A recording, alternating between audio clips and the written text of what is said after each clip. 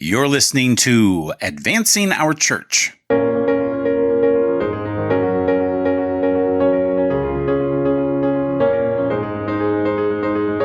Welcome to Advancing Our Church, a Changing Our World podcast about Catholic stewardship, leadership, and advancement. And I'm your host, Jim Friend.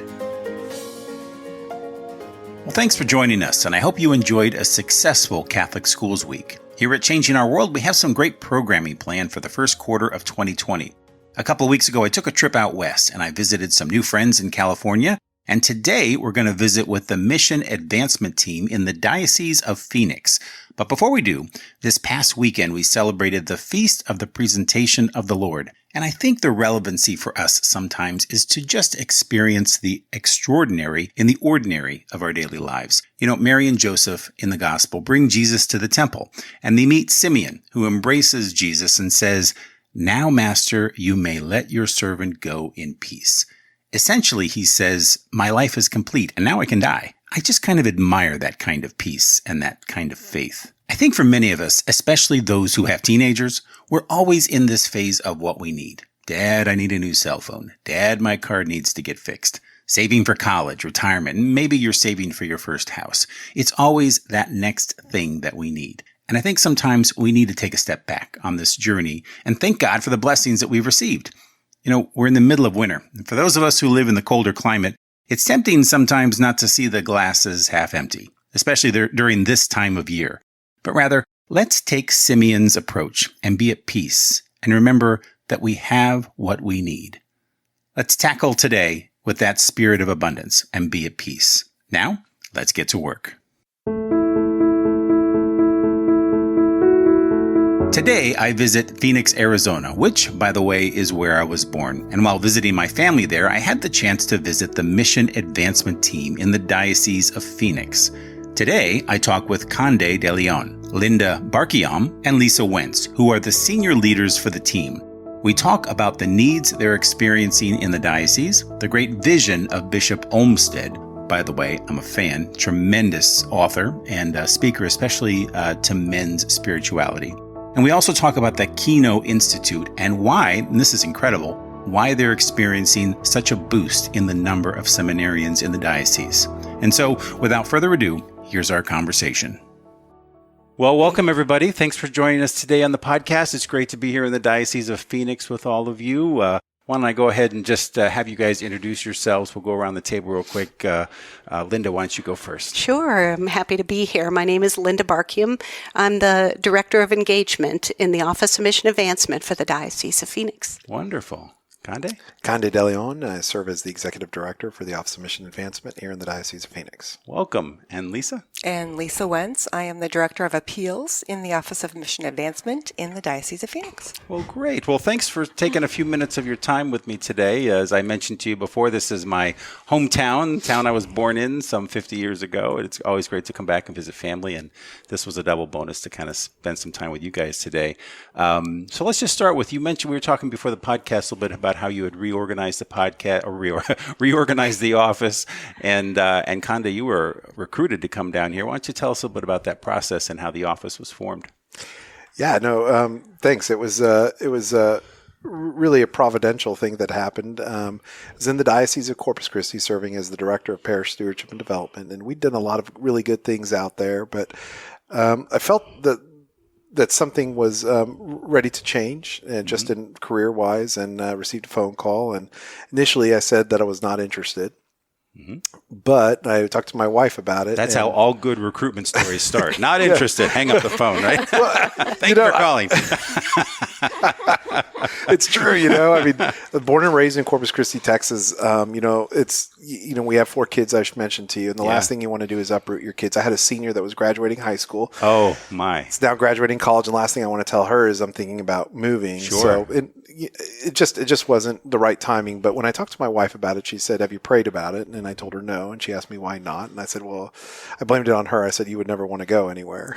She said, "Well, you really should pray about it and ask God what he wants." And I did. And as I was doing research, I found that Bishop Olmsted was the bishop here in the diocese, and I read his exhortation called "Into the Breach." Yes, we talked about that. That's an excellent, unbelievable. Yeah, yeah, just life changing. And yes, just read it, and I immediately felt drawn to Bishop Olmsted, and just said I could serve him, and he gets it. He is in the fight, and he's really trying to make a difference. So through that, I went ahead and looked at the job description, and it described everything that I was feeling drawn towards. Like, I mean, I felt like that was it. That was who I was.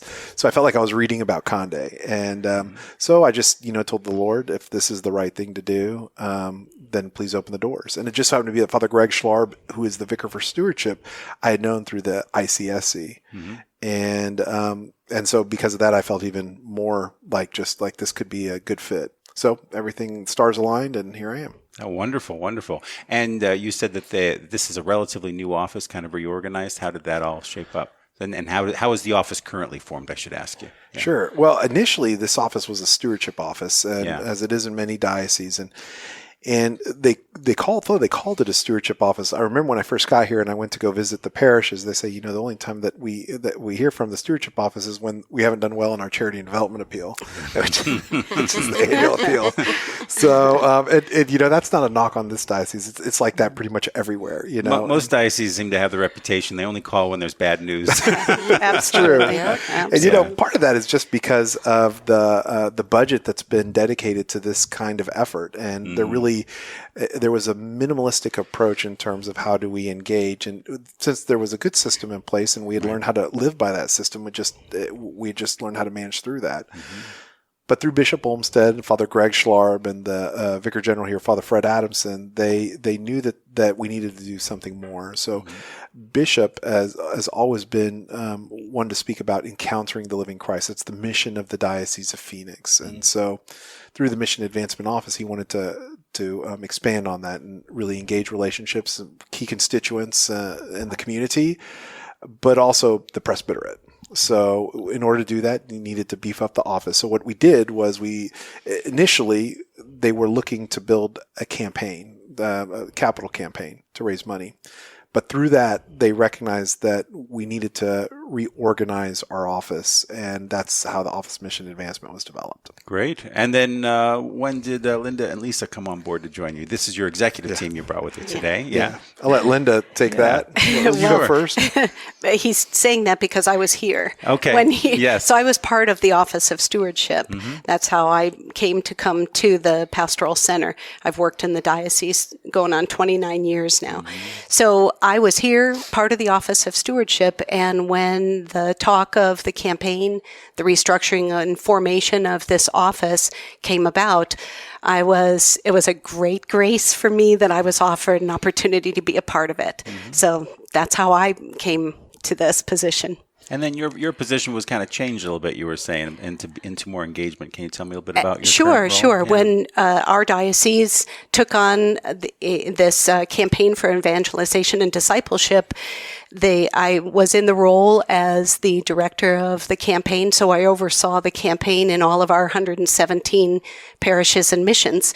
Well, the campaign formally ended December 31st. So, but Cande and Lisa and I have been working for almost over a year to formulate a plan of how we continue to do the good work that's been started through the work of the campaign. And so, again, a great grace for me to be offered a position as the director of engagement. Great. So the people that we had hired in a temporary position as campaign managers, most were we were able to offer them a position as an engagement manager, again, to carry on that good work. And how long have you been here in the diocese? I've worked in the diocese 29 years. Wow. Yeah. What did you do prior? Prior to coming to the Pastoral Center, I worked in 2 of our parishes and 1 of our high schools. Okay. Yeah. Which high school? Seton Catholic Preparatory, Chandler, Arizona. Nice. And you're practically a lifelong native. I mean, you've been here a long time. Yeah. My family moved here in 1975. Yeah. I was going to be a senior in high school.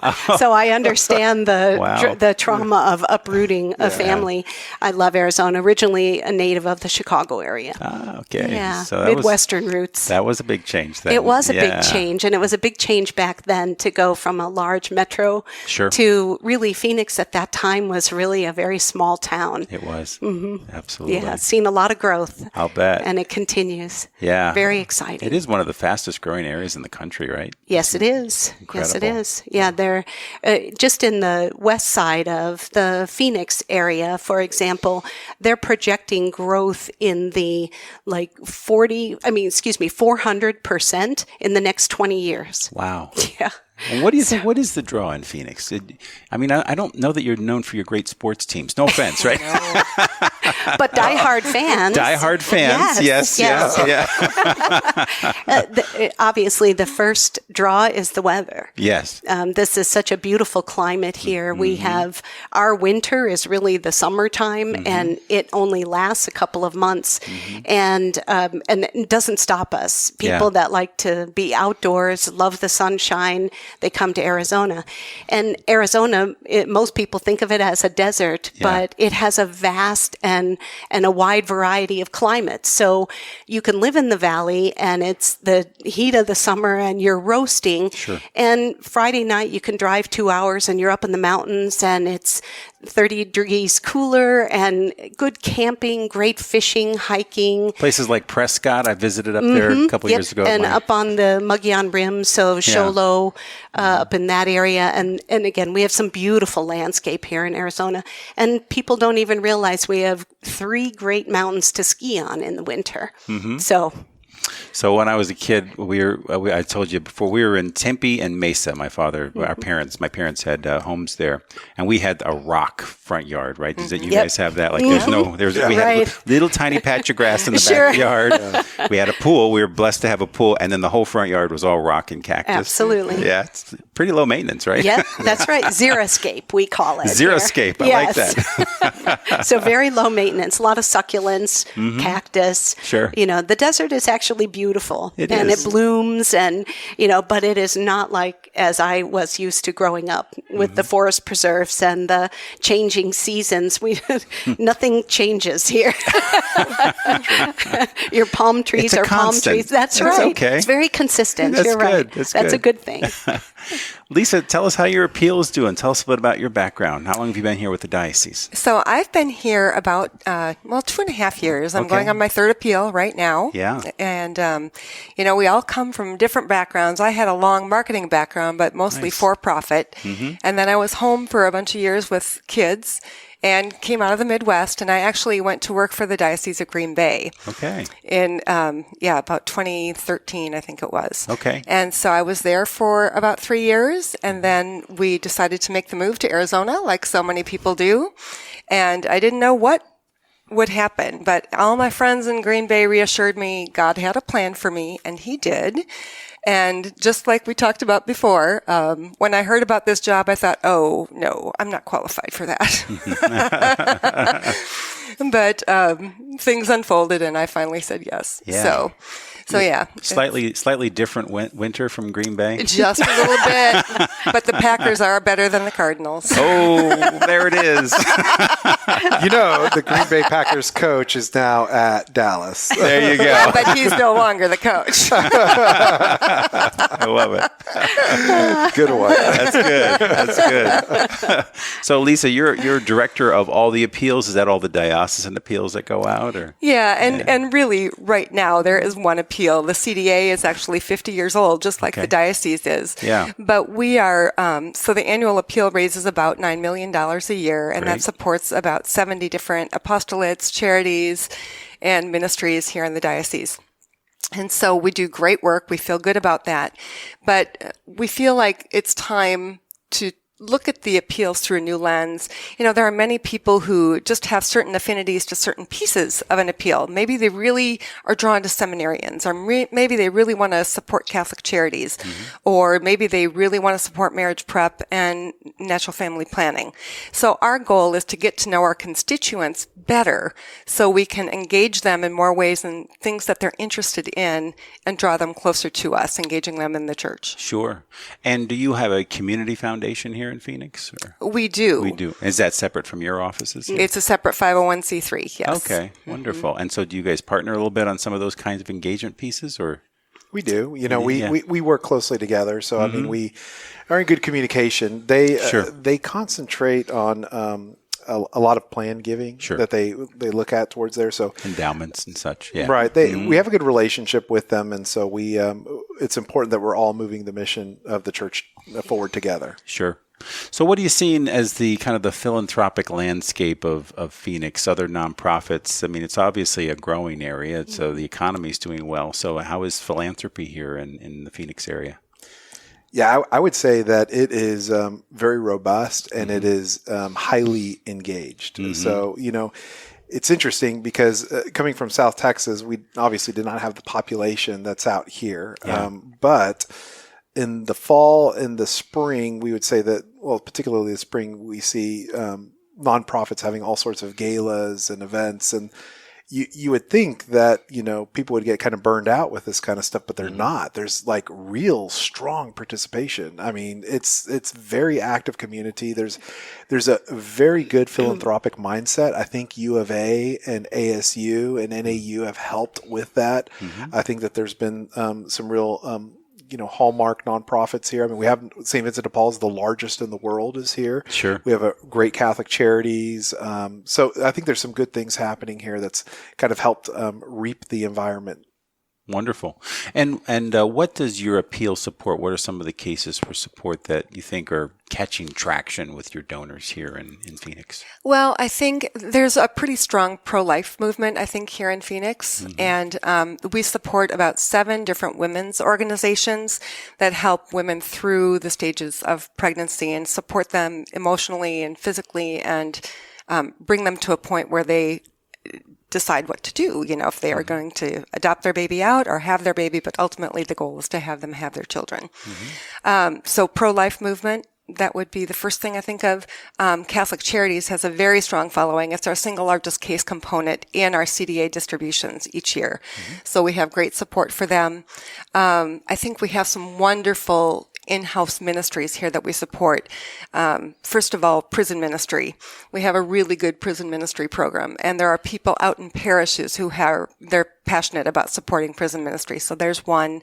We have a wonderful Keno Institute here. So that's kind of the educational arm of our diocese. We train our catechists and our deacons and many other lay ministers through the Keno Institute, but it's, to my knowledge, one of the best in the country. World class. World class. Yeah. Exactly. So there's so many. Catholic education. Yep. Catholic education is another. We support, CDA specifically tends to support kind of lower income schools where we help support tuition in one way or another through scholarships or funding. Seminarians, we have a large seminarian population here, and we have a brand new formation house here in Phoenix that just opened. Wow. So the CDA has helped support that, as well as seminarians that are older and off studying in another state. So tell me, how did that seminarian house come about? Was there a campaign, or how did that materialize? Well, everything starts with Bishop. Yes. It really was the genesis of his thinking. Yeah, it was really his vision.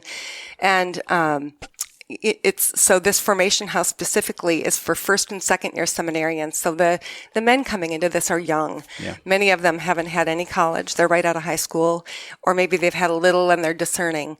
But the goal is to have them live in-house with other formature priests, and they're exposed to our diocese, and we help encourage them on the path to the right discernment and help them figure out if it's where they're supposed to be and where God is calling them, or if it's not.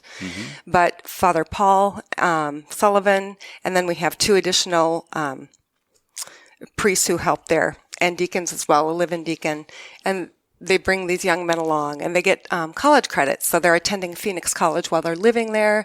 They have volunteer responsibilities, but they live as brothers in a house. Life in community. Yeah. Just to add on that, this is a real testament to God and the type of bishop that we have, how prayerful he is, and he really is a true apostle of Christ. But he told me, because we got notice, this all happened last year. I mean, it was like from within 2 months that Father Fred Adamson brought a team of people together to make this happen. But when I asked Bishop the story, like, how did this come to be? He said, Cande, it was funny because it was in my heart, but I didn't know if that was of me or God. And so I just said, if this is of you, God, I need you to make 3 things happen. One is I need somebody to come to me to say that this needs to happen. 2, I need to have a major gift come with unsolicited on its own. And 3, I need a place to do it at. Within 30 days, all 3 of those things happened. Wow. Yeah, he says this. He goes, I know that this is of God. So when he brought this to the team and said that we need to have this, I mean, we were kind of looking at each other as like, how are we going to get a seminary open by August? This was brought to us in like Within February. months. Yeah, it's February, March. Like, how are we going to do this? And Bishop assured us. He said the Lord will provide, and he did. And we were open in August. I think August. And it was right on time. I don't even think it was delayed. I mean, it was amazing. So it was a real testament of God's hand in this. It's called Nazareth House. Nazareth House. Wow. Well, he certainly has a direct line that the rest of us Yeah, he does. Stay close to him. Yeah. Sounds like a real visionary. What a blessing for your development efforts, and obviously, more importantly, for the whole diocese. That's tremendous. Yeah. I'm curious. You talked a little bit about Catholic Charities being such an important case component, and can't help but mention you're here in Arizona on the border, and all the immigration challenges that we've had with the administration, and just the feeling kind of overall, because that has become such a hot topic issue. How is that received, and how is the Church of Phoenix dealing with or working with the immigration population and servicing them? Are you part of that, or what are you hearing through Catholic Charities? We don't know I personally don't know the ins and outs, but I do know, like, CDA specifically helps support their refugee program. Yeah. So these are refugees who are here legally. They are here legally, but they need a leg up. Maybe they don't speak the language. Maybe they don't have jobs yet.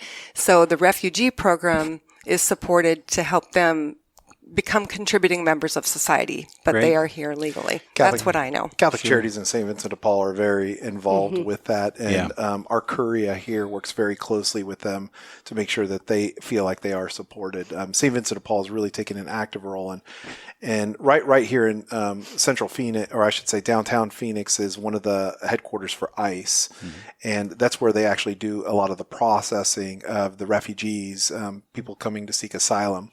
One of the challenges is they will be given asylum, but then they're kind of just dropped off, and here's $50, and as long as you have a sponsor, it's $50. Now your sponsor might be in New Jersey.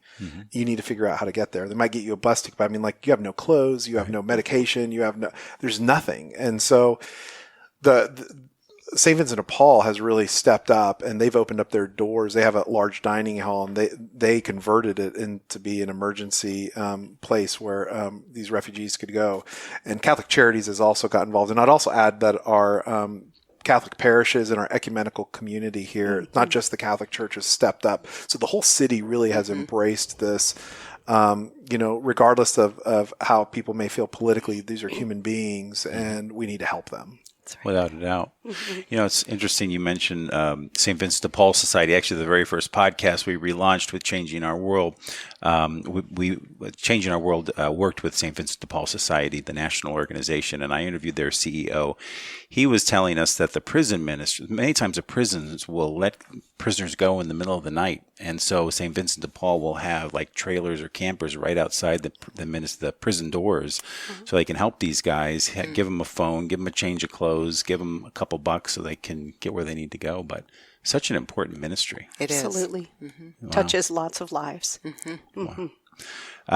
So when you, as a mission advancement office, do you pretty much leave plan giving to the foundation, or is that part of the work that you do at all?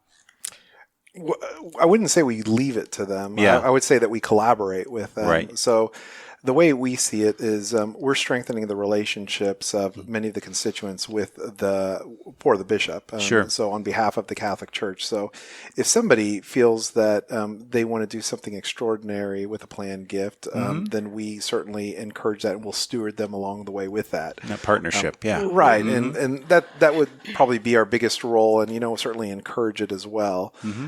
So I think, just some of my experience in the Catholic Church was not as much as yours, Jim, but what I've noticed is that many development offices are struggling just because of a lack of resources and personnel. Yeah. So they're just, we're just trying to tread water. We're just trying to do what we need to do. And we know the good work that needs to be done, and we need to invite people to consider planned gifts, but we may not have the confidence or the right resources in how we help them. And so because of that, we shy away from it. Yeah. And so that's one of the things the three of us have talked about. How do we actively, invite people to consider this? Makes sense. So I'm curious, someone who might be listening to the podcast, I was talking to another development director the other day. So many folks are new in their positions around the diocese. I was just in California, and we'll air some of those podcasts in the next few weeks. But so many different development director positions open in California right now, and I'm sure around the country. You were both pretty new to the diocese within the last few years. What were some of the first things that you did, Cande and Lisa, when you first come into the role of working at a diocesan position? What was important to you first? What was your plan of attack in the first 30 or 90 days? Well, I know for me, I wanted to get to know people as quickly as I could. You need to know who your key partners are, who can help you. And when I arrived, we were already behind in launching an appeal. So I was nose to the grindstone right away. But once I kind of got through the peak of that, my key goal was to meet all the ministerial leaders within this building, the people who head up the different ministries, and then people who are in charge of the different charities. To me, I need to be able to speak about those that we support, who are the people who receive our grants and allocations. And the only way I'm going to engage donors to come to us is by telling the stories that I meet through these people. Sure. So it's a beautiful circle, but I love constantly getting out to meet people that we help support.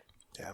For me, I think the very first thing I did was try to meet with every single pastor I could. And pastors are busy. Mm-hmm. So generally what I'd ask for is just a half hour just to sit down with them and introduce myself. But what normally would turn out is anywhere from an hour to 2.5 hours, and just conversation and getting to know them and hearing from them.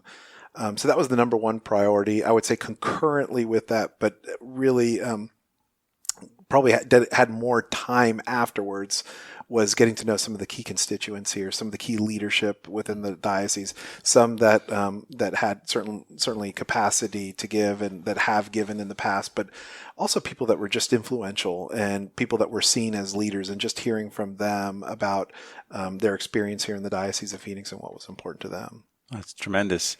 And those relationships with pastors are so important. I mean, we live or die by that at the diocesan level, don't we? Absolutely. And they have to be authentic. And, when one of them calls and they need help, we have to jump on that right away, right? Yeah, Linda could probably talk a little bit about that, just with regard to our campaign that we just wrapped up. Yeah, that was such a great experience for us, because we worked with every one of our pastors.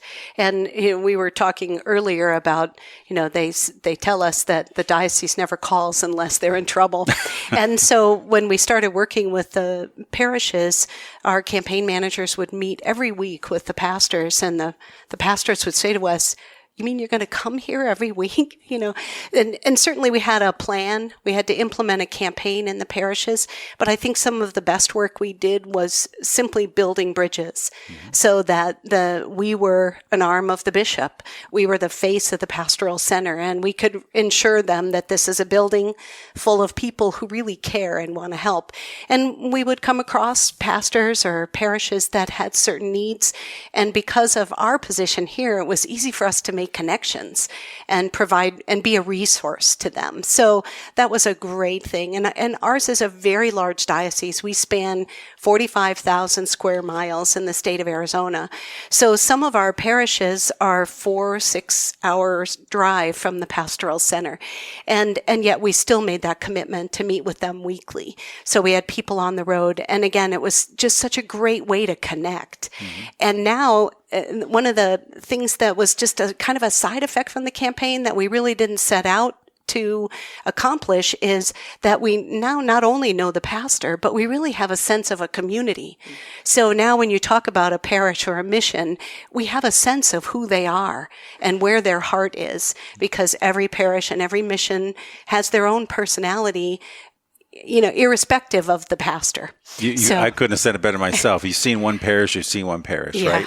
That's right. That's right. They're not. They're not the same. They're not the same. And that was the beauty of us running this campaign the way we did. To our bishop, again, had great vision that he didn't want to just hire a company to come in, because he wanted a staff here whose sole focus was to try to implement a campaign plan, but wrap that around the individuality of each parish and pastor. So that was a great thing. And again, we built some good relationships with our pastors and started building relationships with others. And I know our bishop has said the result of the campaign, and one of the big changes for him is his relationship with his brother priests, with his sons. Mm-hmm. Beautifully said. You were a part of, Linda, the original stewardship office. And so how are you guys working in stewardship today? When we talk about time, talent, and treasure, how is your office encouraging that or advancing that? Well, we have a number of parishes in our diocese who have stewardship councils or committees and are very active in stewardship. We see our role as to foster that, nurture that, and then grow that by bringing those ideas to other parishes. We have a lot of, we seek out constantly good partners for our diocese, organizations and companies that will help us. We provide good resources. Annually, we do a leadership conference here in our diocese called Ascent. And it's a 2-day conference. It's really 1 day in 2 locations, so we can hopefully invite and bring in more leadership. And what we try to do is provide education about stewardship, but we do it in such a way that part of our goal is just to feed the people that feed the people. Right. So we want to minister to the ministers. So we do an Ascent Conference in the fall, and then we do 2 pathfinders. So they're follow-ups to that. And again, in different locations, so that we can bring the leaders of our parishes to these things and give them a day where they're fed and where they can grow and even be challenged a little bit. Yeah. Tell me a little bit about this Ascent Conference. That really sounds interesting. What kind of workshops are you offering there? Well, this past year, our Ascent Conference was the theme of it was the spirituality of stewardship. And we had one speaker that we brought from out of town, but everybody else was local. We used local pastors and local lay leaders to speak about that. And then our Pathfinder this spring will be put on by our Sunday Visitor. So they're one of our partners in the Ascent Conference. This coming fall, we're very excited because our speaker at the Ascent Conference is Julianne Stance. Oh, yes. So again, this will just continue to build on the groundwork that we've laid on these Ascent Conferences. Wonderful. Yeah, Jim, we've tried to include not just focusing on the spirituality of stewardship, but also an intentional effort to build disciples and evangelization. So part of that was our reasoning to change it from a stewardship office to a mission advancement office. In fact, Bishop had a diocesan stewardship council that we've changed to a mission advancement council so that it really can oversee stewardship, discipleship, and evangelization and ensure that all of that permeates through. Because ultimately, all 3 of those things are to advance the mission of the church. Sure, absolutely. Well, we know that things like time, talent, and treasure happen as a byproduct of people becoming disciples of Christ, and that's where we have to start, right? We can't encourage anything else until we've changed hearts and changed minds. Absolutely. Beautifully said. Well, it's exciting. There's a lot of great things happening in the Diocese of Phoenix. What do you see happening? What's the future look like? What do you think your next? What is 2020 going to bring for Phoenix? Well. You're like, we've already told you, Jim. Everything's on the table. Well, what I was going to say, and then I'll let you respond, Cande, honestly. Yeah. But what we find is sometimes we just don't know, Jim.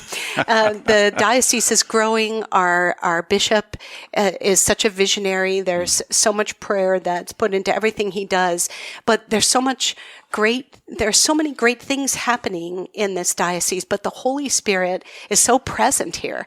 And so it's very hard to make a plan when you're led by the Holy Spirit. Sure. Because today it may be this, but the Holy Spirit may call us to respond to something else tomorrow. So, well, I was just going to say, I think, I'm really excited and grateful that we have the opportunity to build on the momentum that's been started. So, a lot of that was started before I got here. Father Greg Schlarb, the Vicar for Stewardship, did a lot of groundwork here before. When I got here, I was a part of building out the Office of Mission Advancement, recruiting the right people. We've gone from 2 to 15. We, as Linda mentioned, we hired our own engagement or parish campaign managers to run the campaign. Well, part of that was to build institutional knowledge and relationships. As Linda has mentioned, we've gotten to know these not just pastors, but the communities. Well, that's a piece of institutional knowledge that you can't replicate. And so I think what excites me most is that we are in a good position to build off that momentum, to strengthen the relationships, to really grow engagement to another level and really connect people to the mission, which is all advancing the mission of the church. Of course. So the fact that we have the opportunity to do that we have the right resources, that we have the momentum, that we have the right bishop, that we have the leadership, that we have the support of the Curia.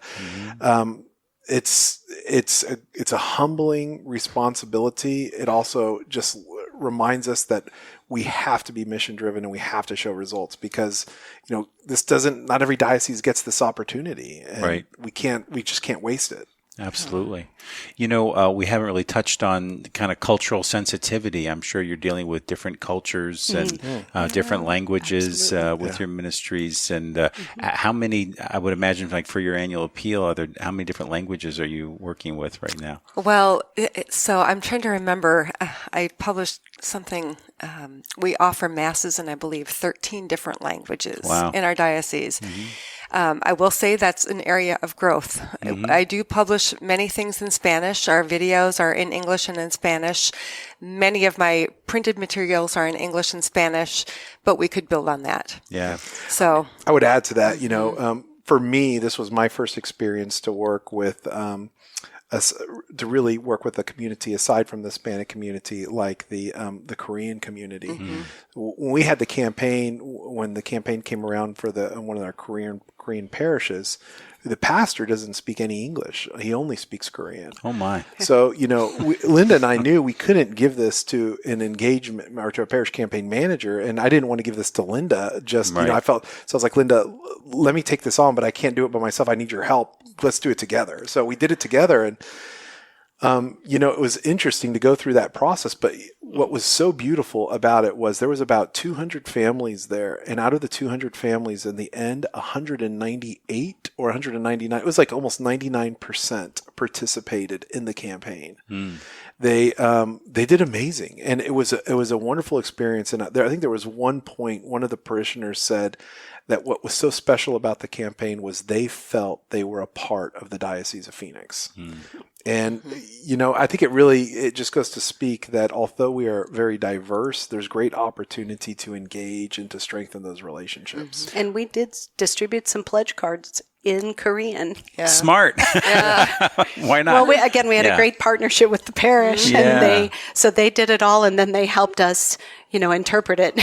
Well, I love the way you're kind of weaving in the campaign, because there's just so many great byproducts besides the money besides the great things that happen with the money, but the engagement level, what I'm hearing you say, not only at the parish level, but then the broader understanding of the needs of the diocese comes out when you do these larger campaigns. And then the bishop can kind of has the opportunity to foster better relationships because he's out there and, with his brother priest. So.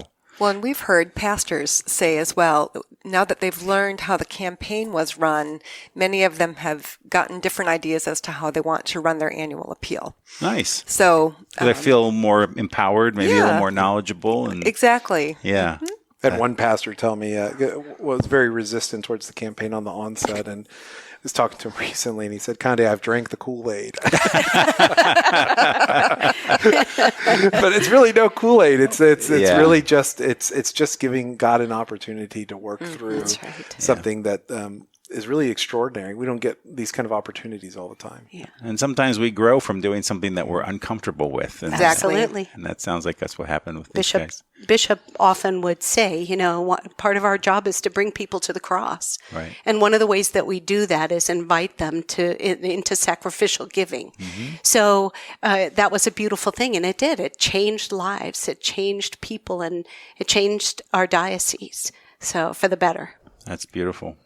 How about, this is such a growing area. You must have a lot of young people involved. How are you seeing that translate with your fundraising, your appeal, stewardship? Are you finding young adults getting involved in the church here?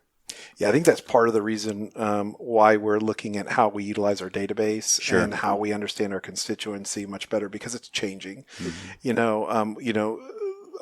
We often spent a lot of time thinking about millennials and their engagement and their involvement. And although they are very different, we also know that they're very generous, that they do give. And now they may not be giving in the form of a pledge and say, I'm going to give pledge over, but they are very philanthropic when they identify with something that is mission or it aligns with their purpose. So if we're going to align with their purpose, we can no longer just say, give to an annual appeal. Right. Mm-hmm. Because in their mind, there's a lack of accountability and transparency and really a lack of impact. And I'm not saying that is, but when you give to an appeal, you're trusting that it's going to go into this big bucket and then it's going to go to all the right places. Mm-hmm. So that's what I really mean by the transparency and that there's a real impact.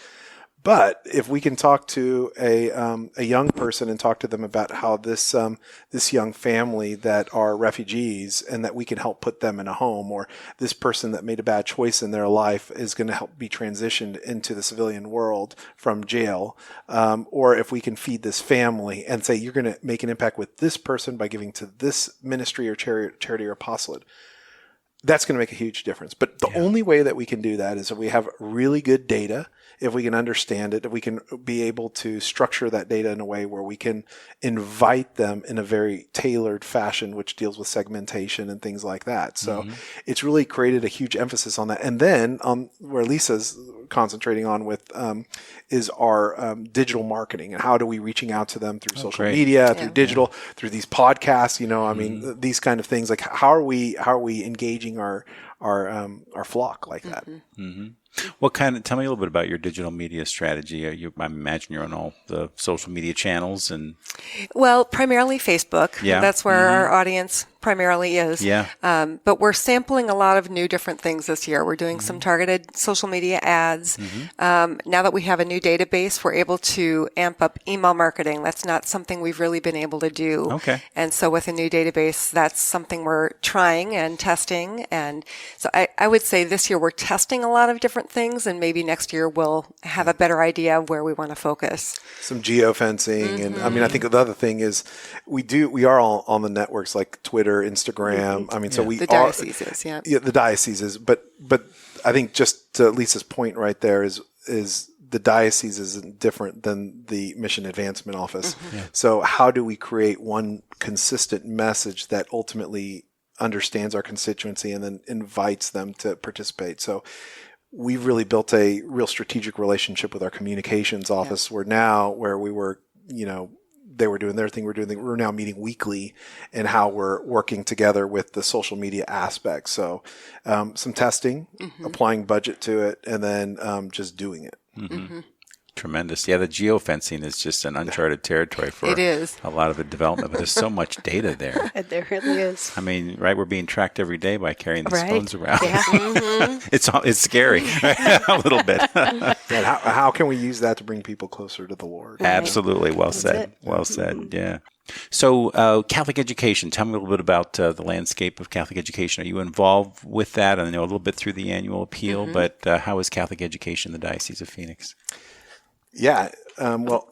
Linda was part of Catholic education for years. So. I worked at Seton Catholic Prep, and again, nothing happens unless it has bishop support, and we have a bishop who is a great supporter of Catholic education. So we're very blessed. But we have, if I remember, 28 grade schools and now 7 high schools. Yep. And part of this campaign was new Catholic high school. So our Catholic high school was the only one that was newly opened Catholic high school that year in the United States. So Nice. we're very proud of that. But there's, the population is exploding here. We are filling our seats in schools. Some schools have waiting lists. Most of our schools have preschools. Most of our elementary schools also have preschools. And it's really thriving. Parents are looking for good quality education, but to have children that come out of an 8th grade or high school with a moral compass is so important, that they know the Lord and they've been tested and challenged through their years in Catholic education, so they understand why they're Catholic.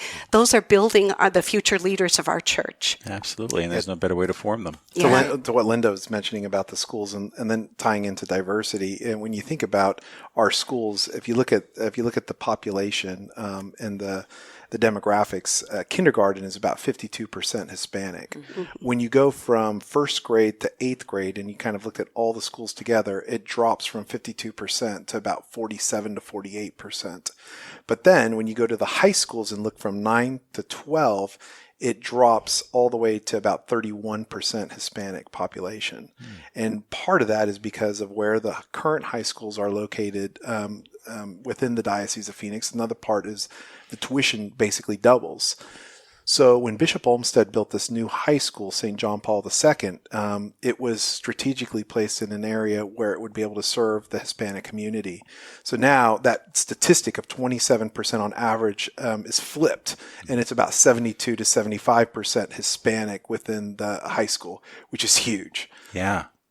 Tremendous. Yeah. And I think I saw online that he just published another encyclical. I haven't had a chance to take a look at It's it. another apostolic exhortation, mm-hmm. Complete My Joy. And what's the theme of that? Well, it's really written to those of us as mothers and fathers, husbands and wives. Mm-hmm. Bishop's heart is with the family. Mm-hmm. And the family is, as we all know, as Catholics, it's being challenged in this country.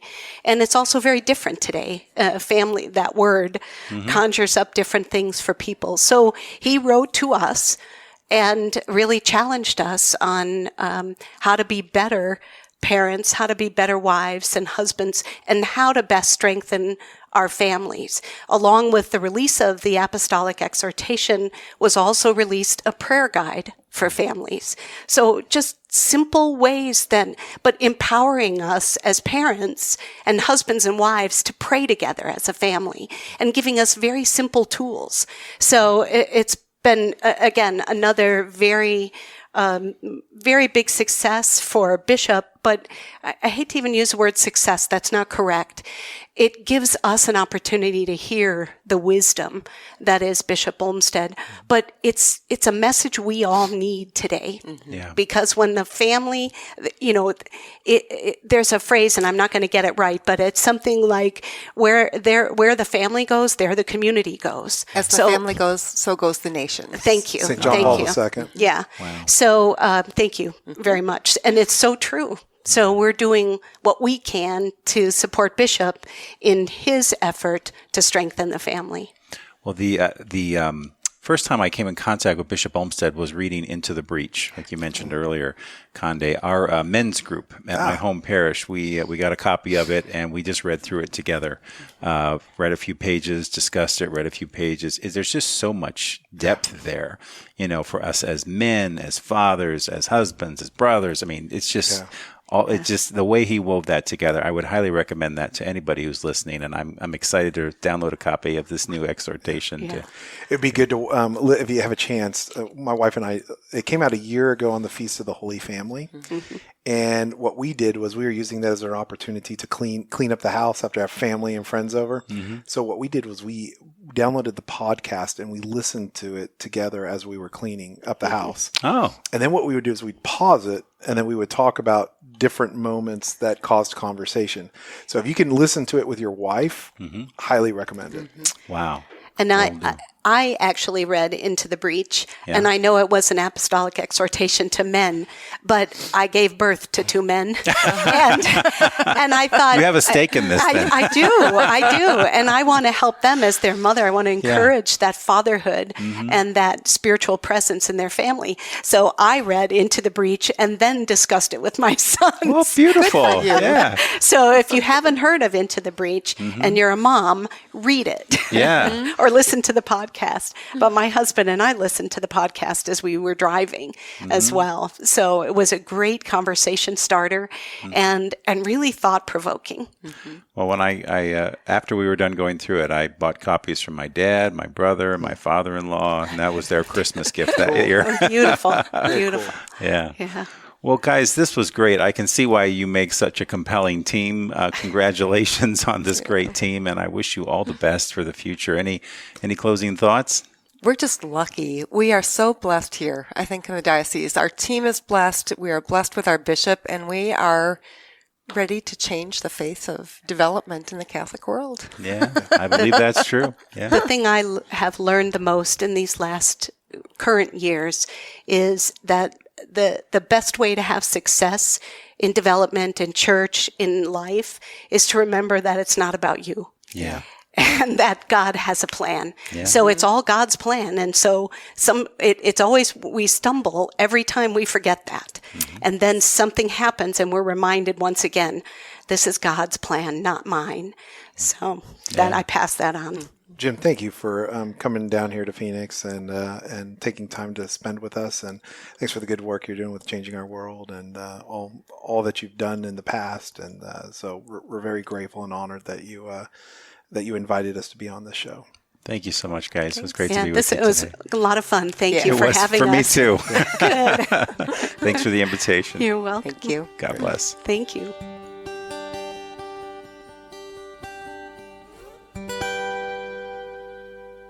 I want to thank Cande, Linda, and Lisa for being on the show this week. For more information about the exciting things happening in the Diocese of Phoenix, please visit their website at dphx.org. Well, that's our show this week. Many thanks to the Changing Our World podcast team and the Podastery Studios for their support of our show.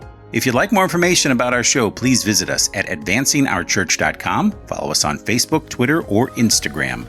Advancing Our Church is a production of Changing Our World, a fundraising and social impact consulting firm that has been advising both nonprofits and corporations for the past 20 years. For more information, please visit us at changingourworld.com.